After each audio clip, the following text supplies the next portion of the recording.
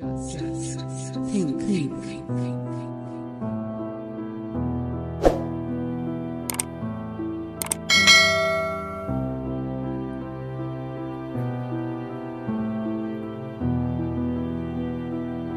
गुलामगिरी, slavery, प्रस्तावना।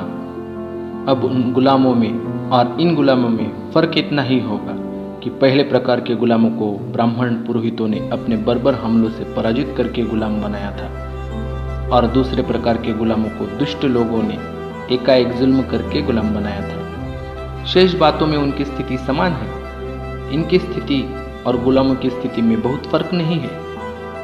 उन्होंने जिस प्रकार की मुसीबतों को बर्दाश्त किया है, वे सभी मुसीबतें ब्राह्मण पंडा पुरोहितों द्वारा ढाए जुल्म से कम है।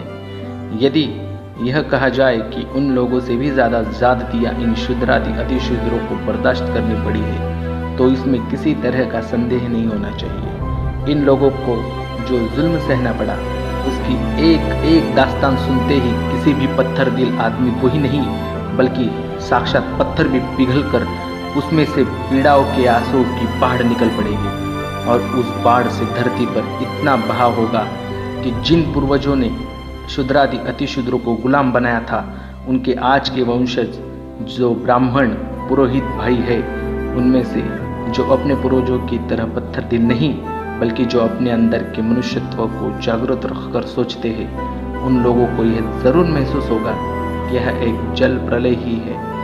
हमारी दयालु अंग्रेज सरकार को शूद्रादि अतिशूद्रों ने ब्राह्मण पंडा पुरोहितों से किस किस प्रकार का जुल्म सहा और आज भी सह रहे हैं, इस बारे में कुछ भी मालूमात नहीं है। वे लोग यदि इस संबंध में पूछताछ करके कुछ जानकारी हासिल करने की कोशिश करेंगे, तो उन्हें समझ में आ जाएगा कि उन्होंने हिंदुस्तान का जो भी इतिहास लिखा है, उसमें एक बहुत बड़े, बहुत भयंकर और बहुत ही महत्वपूर्ण हिस्से को नज़रअंदाज किया है। उन लोगों को एक बार भी शूद्रादि अतिशूद्रों के दुख दर्दों की जानकारी मिल जाए तो सच्चाई समझ में आ जाएगी और उन्हें बड़ी पीड़ा होगी। उन्हें अपने धर्म ग्रंथों में भयंकर बुरी अवस्था में पहुंचाए गए और चंद लोगों द्वारा सताए हुए, जिनकी पीड़ाओं की कोई सीमा ही नहीं है। ऐसे लोगों की दुरावस्था को उपमा देना हो तो शूद्रादि अतिशूद्रों की स्थिति की ही उपमा उचित होगी, ऐसा मुझे लगता है। इससे कवि को बहुत विषाद होगा। कुछ को अच्छा भी लगेगा कि आज तक कविताओं में शोक रस की पूरी तस्वीर श्रोताओं के मन में स्थापित करने के लिए कल्पना की ऊंची उड़ानें भरनी पड़ती थी, लेकिन अब उन्हें इस तरह की काल्पनिक दिमागी कसरत करने की ज़रूरत नहीं पड़ेगी, क्योंकि अब उन्हें स्वयं भोगियों का जिंदा इतिहास मिल गया है। यदि यही है तो आज के शूद्रादि अतिशूद्रों के दिल और दिमाग अपने पूर्वज की दास्तानें सुनकर पीड़ित होते होंगे।